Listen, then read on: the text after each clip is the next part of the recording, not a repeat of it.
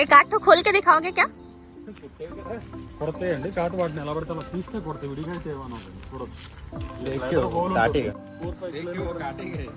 4-5 kilometre journey surrounding flower touch ఇప్పుడు మనకే risk కదా ఇప్పుడు ఇలా ఉన్నాయి ఏమన్నా సార్ ఏమన్నా హోల్ ద్వారాగా వెళ్తుంటే హోల్ ద్వారాగా వస్తుంటే చుట్టుపక్కల ఏవైతే పువ్వులు ఉంటాయో ఆ పువ్వుల్లో వాళ్ళు తీసుకొచ్చే మకరందాన్ని బట్టి కూడా తేనె రుచి మారుతూ ఉంటుంది. కటింగ్ ఒక్కొక్క లేరు ఒక్కొక్క పట్టు అండి. అయ్యో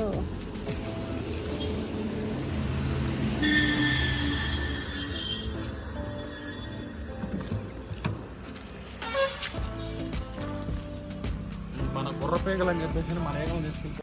हेलो फ्रेंड्स, कैसे हैं आप सभी। मैं हूं दीपा और हम लोग गए हुए थे कुछ दिन पहले अरकू वैली, जैसे कि मैंने बताया। और हम गए हुए थे चापराई वाटरफॉल, और चापराई वाटरफॉल से वापस आते टाइम हमें दिखा ये हनी बी का फार्मिंग। और हस्बैंड के एक फ्रेंड ने भी कॉल करके बोला हुआ था कि अगर दिख जाए रास्ते में तो लेते हुए आना हनी। तो हम यहाँ अंदर चले गए और यहाँ जाने के बाद मैंने उस भैया से रिक्वेस्ट करी कि भैया यार ओपन करके दिखाओ ना, मतलब मुझे देखना है कि मैंने कभी नहीं देखा। तो वो जो भैया थे उन्होंने ओपन करके दिखाया और मेरा फर्स्ट टाइम ऐसा एक्सपीरियंस था। मैंने इसे पास से हनी भी देखा, थोड़ा डरावना था, डर तो लग रहा था, बट मैंने देख लिया। और यहाँ पर जो व्यू था ना वो इतना प्यारा लग रहा था यहाँ से। तो हम आ रहे थे चापराई वाटरफॉल से, ऐसे ही रास्ते में व्यू का मज़ा लेते लेते, बहुत ही प्यारा व्यू। जैसे कि मैंने पहले भी बताया है कि अरकू वैली में जाओ तो अरकू वैली के जो रास्ते के सैनिक व्यूज़ होते हैं ना वो ही सबसे ज़्यादा प्यारे होते हैं। तो हम गए हुए थे चापराई वाटरफॉल, और चापराई वाटरफॉल से वापस आते टाइम ही हमें दिखा था ये हनी बी का फार्मिंग। तो हम यहाँ चले गए अंदर।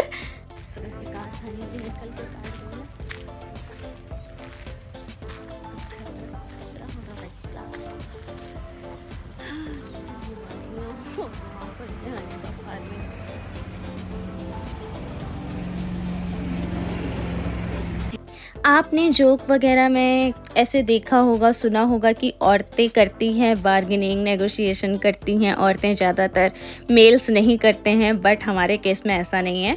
मुझे बार्गेनिंग करना नहीं आता और मेरे हस्बैंड बहुत ज़्यादा अच्छा बार्गेनिंग करते हैं। मुझे उनको देख के लगता है कि थोड़ा तो सीखना चाहिए मुझे भी।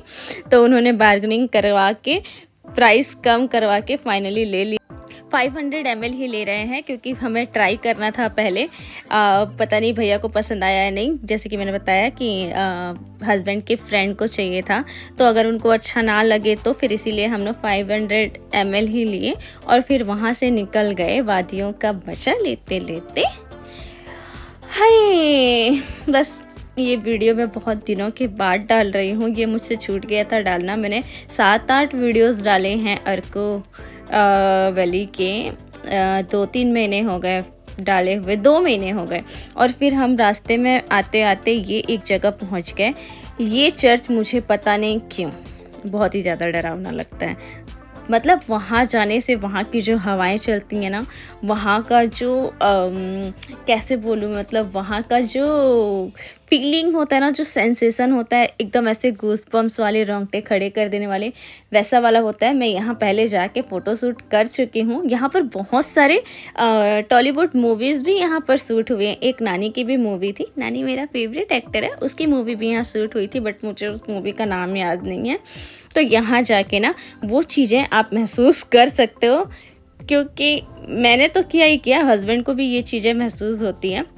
और यहाँ जाने के बाद क्या हुआ, हमारा जो ब्लूटूथ स्पीकर था ना, जो डेड था बिल्कुल, बट यहाँ जाने के बाद बजने लगा। और हम लोगों ने उसको इतना ट्राई किया बंद करने का, इतना ट्राई किया बंद करने का, वो बंद ही नहीं हुआ। और ये देखो ये कैसे सकरे इधर उधर अजीब से रास्ते से हम घुस कर आए थे, क्योंकि इसका जो मेन डोर था वो बंद था।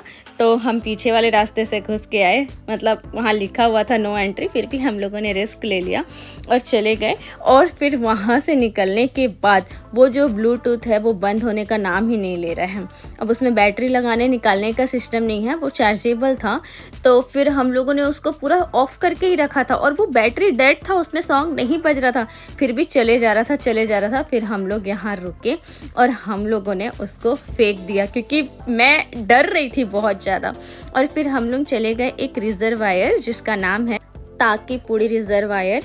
ये बहुत ही प्यारा, बहुत ही सुंदर, और पहले यहाँ टूरिस्ट बहुत ज़्यादा आते थे बट यहाँ पर अभी बंद है, बहुत कम लोग आते हैं, और आए भी तो बाहर से ही जा सकते हैं। यहाँ जाने के लिए थोड़ा सा ट्रैकिंग करना पड़ता है, जो कि मैं थक गई थी तो मैं कर नहीं पा रही थी।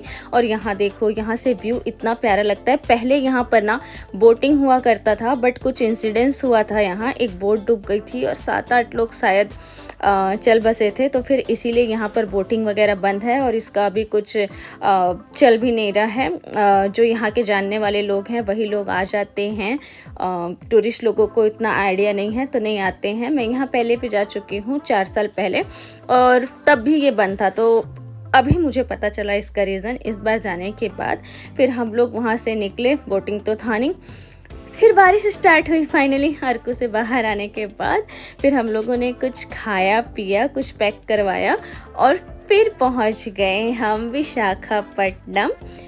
कि देखो बारिश के बाद कितना प्यारा प्यारा सुहाना सा मौसम लग रहा है। और फिर हम पहुंच गए घर। Thank you so much for watching. Bye bye.